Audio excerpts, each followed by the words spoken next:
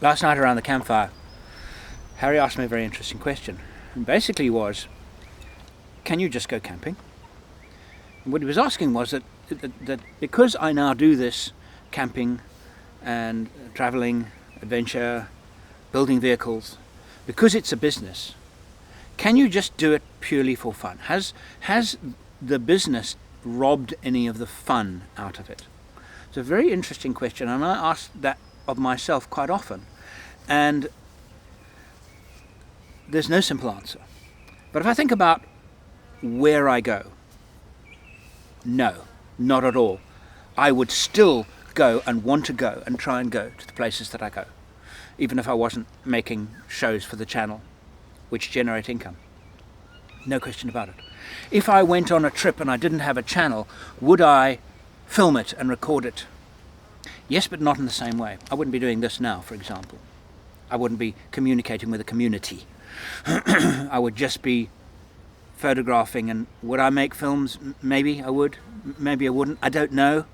I can't remember being in a situation, it was so long ago, that I travelled purely for the sake of travelling. I did take, when I was very young, my very first adventures, I'd have a Super 8 camera. Well, here we are on the 2nd of April, exactly a year from Longfellow's maiden voyage. We've passed through to Eiland and heading for Aranjeville. And I would film myself on a boat or in the bush and things like that. And so that was for the pure enjoyment of it. And I was making home movies.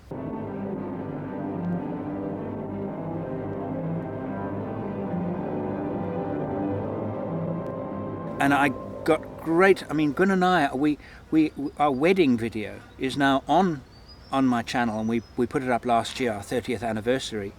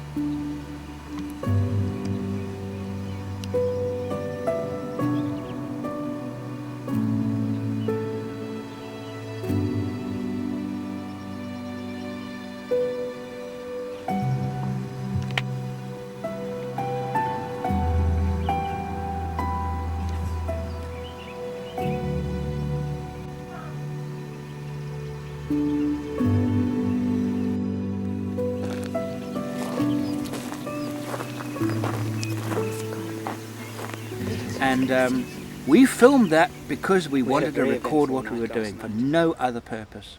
So if I wasn't doing it for a living, I would probably do that. Yes, I would still make films. They just wouldn't be for public consumption. And I love doing it. But what it does affect, and it has affected, is the vehicle builds. And in fact, if I think about everything that I do, it's the one thing that affected it the most. I have been accused of, a lot of my videos lately are all about products, and that's a byproduct of COVID-19 because we haven't been able to travel. So I understand there's a little bit of a frustration there, and I feel the frustration as much as anybody. One of the challenges for COVID, for Gwyn and I, and the work we do on the channel, has obviously been travel, and that is not going away. Now, let me explain briefly. Australia has taken quite a different approach to many countries, and as a result there are few deaths, few infections, etc. The economy has in many respects been hit very hard because of it. No surprises there. But I live in Western Australia, and right now we are the borders remain closed, even though the rest of Australia is opening up. And the borders are, because of close to 80% vaccine across the population, it's considerably lower than in Western Australia, because we've been relaxed. When I say we, I'm talking generally speaking as a population. I have been vaccinated. I'm ready to get on a plane and go and travel, and so is Gwen. But the challenge has been that if you come into Australia and you have a come off you go, Freddie. Go and find a drone. He eats drones.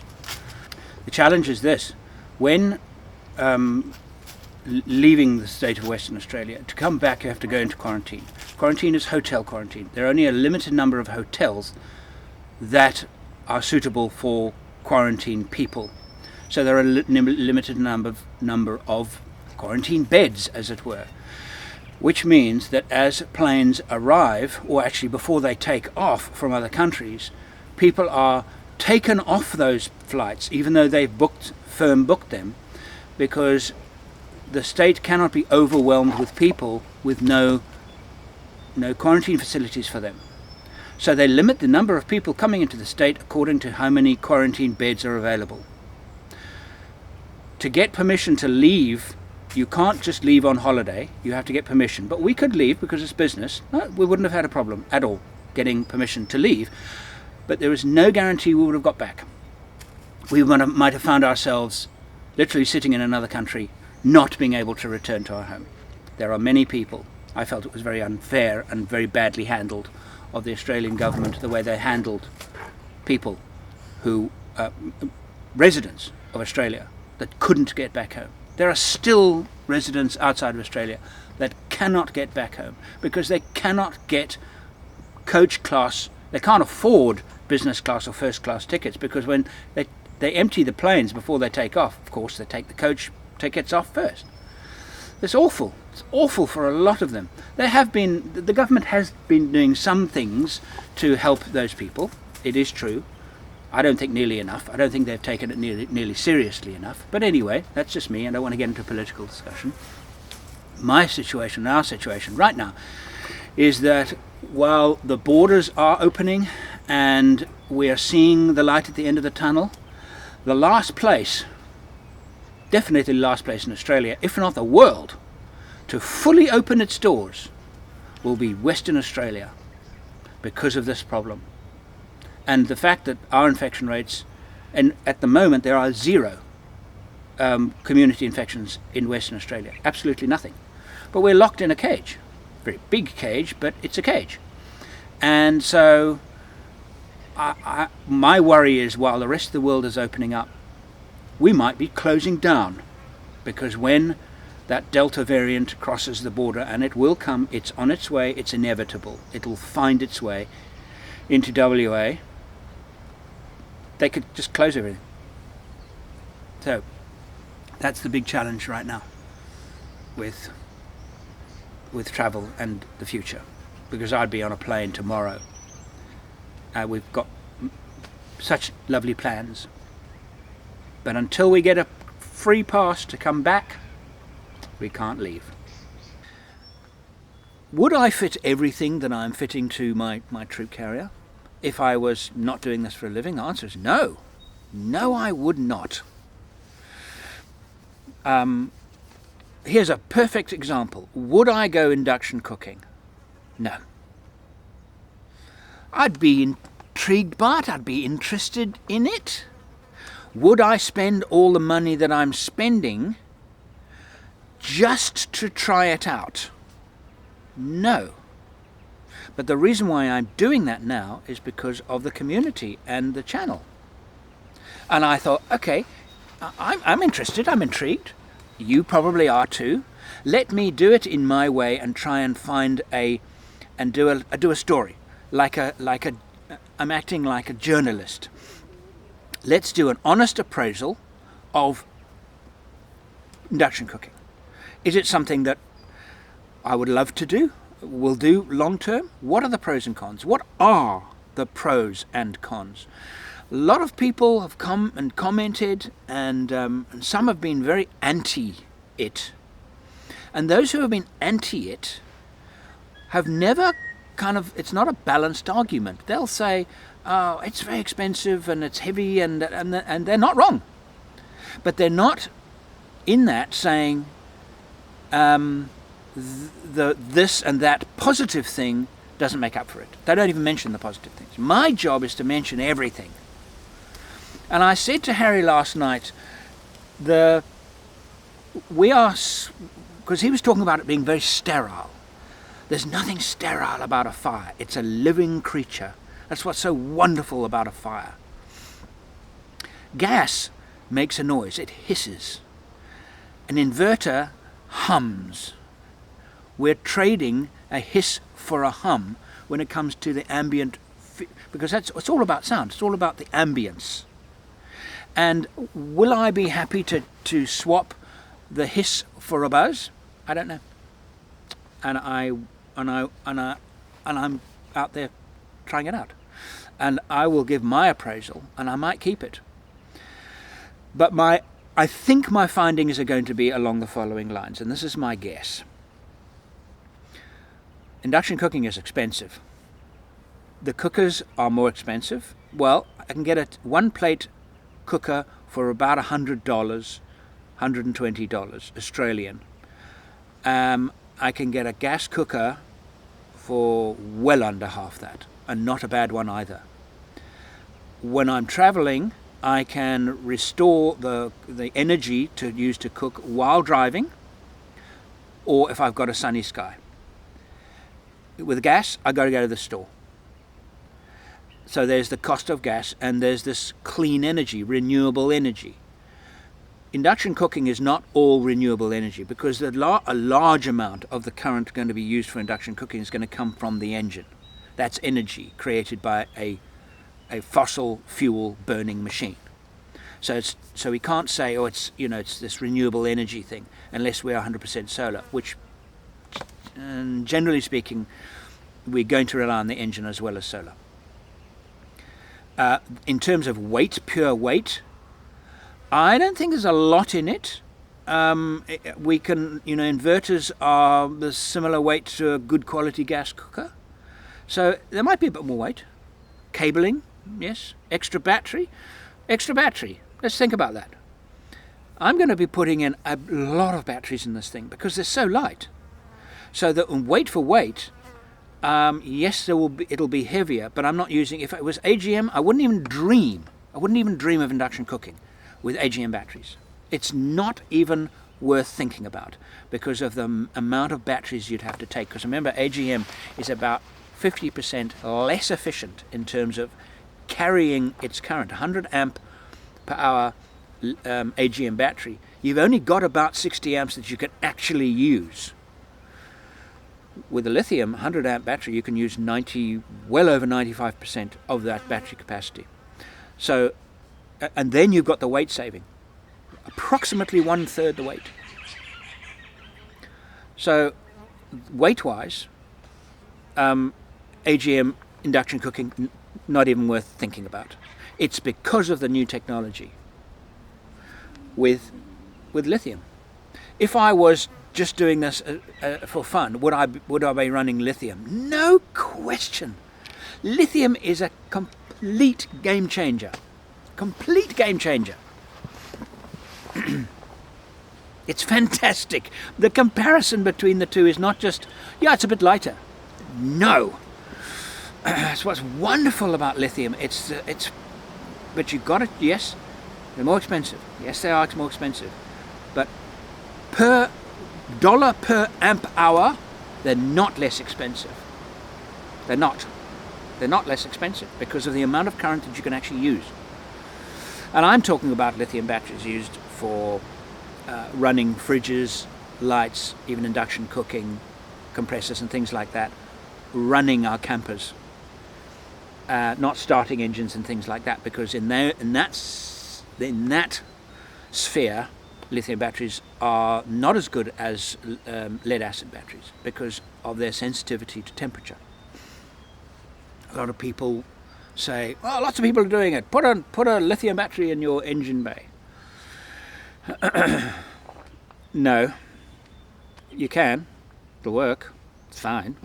The big advantage of lithium is that they last. They can carry a lot of capacity which you can use. They're lighter and they last a really long time. That last a really long time is the cost thing. It's a big cost thing because they're a lot more expensive than, what, 3 times the price, 4 times the price of a starter battery. So the big advantage is they last that much longer. I promise you, if you put it in your engine bay, they will not last because they do not like high temperatures, and you cannot. And that's lithium. It doesn't matter what some lithium battery manufacturers boast. Plug and play, put it in your thing. Yes, that works. It's a crazy idea. If weight is not the advantage that is being sought after in terms of lithium batteries starting your car, if weight is not it, then don't do it, because it's certainly not cost. It's far more costly, because it won't last much longer than a lead acid, if at all. It might even fail sooner, because they cannot. Depends on your underbonnet temperatures. Would I be playing with lithium and DC-DC if I was not doing this for a living? Definitely. And because I remember in the days when using AGM batteries and the frustrations of AGM batteries, the frustrations of trying to charge an AGM battery with a solenoid system. The voltage drop is so massive with every solenoid system. Doesn't matter which one you use. The voltage drop is so massive that you never get 100% charge. And in some systems, I've actually driven with vehicles on long trips that have been equipped they were on 2 separate occasions. They were both equipped with a National Lunar split charge solenoid system. The current loss, the voltage loss, was so bad that the fridge would only run if the engine was running. It would turn itself off because the voltage drop, the battery wasn't being charged on both occasions, and so you would get a little bit of a charge, a very small amount of charge while driving, and so you'd stop, and by the morning, every single morning, the fridge had turned off minimum voltage, and it was purely because of a poorly designed split charge system. Along comes DC-DC, game changer. Like lithium is a game changer over lead acid, DC-DC is a game changer over direct charging. And quite a few countries in the world are very slow to take up the DC to DC thing. It's a completely different, it changes things fundamentally. And don't even, just if you're still running AGM, don't go lithium. If your AGMs are good, leave them. But change to DC-DC. It would be like buying a whole new battery pack. Really. It's an amazing advance. So while I feel, and I'm lucky that I'm at the forefront of this, I'm the guy that gets contacted. Yeah, we've got this new product. And I look at, and some things I say, no, it's not really for me. I was shown something the other day about a shower system, and my reaction was, they were doing that 15 years ago, and it's not particularly successful. But anyway, I'm lucky. I get, and then I try and pick and choose, and then I meet people like Heiner, who's right up there when it comes to electrics and charging and batteries and all, and he says, hey, look at this, and he very lucky that way. If I wasn't doing this for a living, I probably wouldn't be there. I wouldn't be the first one amongst the first people to see new products and get to try them. So that part I really, really love. But it's a business. I would be, if I wasn't doing this, as frustrated as I am now, not being able to travel, and the fact that over the last 2 years we have been doing almost all our videos on vehicle builds and products. It's not my favorite kind of video, and I don't believe it's your favorite kind of video to watch, but it's a business. Would I, if I wasn't doing this for a business, be making build videos? No, not at all. Not at all. Doesn't mean that I don't enjoy doing it. So the Troopy behind me, my intentions for it are this. Now, this is no guarantee. I'm just going to say that I have this idea, and there are a lot of bridges to cross before we get there. But because of this lockdown, 2 years without traveling, I intend over the next 3 to 4 years to do some intensive traveling with this around the world. and if I can get permissions, and I'd have to get a carnet and things like that for this vehicle to take it to North America and spend at least 6 months in North America, go to the big expos and tour, meet and greets, and do some traveling. I want to drive up to the northernmost part of Alaska. I want to do Canada. I want to do Mexico. And actually I have the vehicle on show in the United States. There's a limit to how much time it can be in the States. And I have to find out what those are. And I think there are other things that I need to sort out. I won't go into details now. And then from there, I want to ship it to Africa. In 19, we built the 105 in Africa. This is going to be fun. A few little electrical niggles that I need to sort out still. Try this. Okay. So I lived down there in the valley.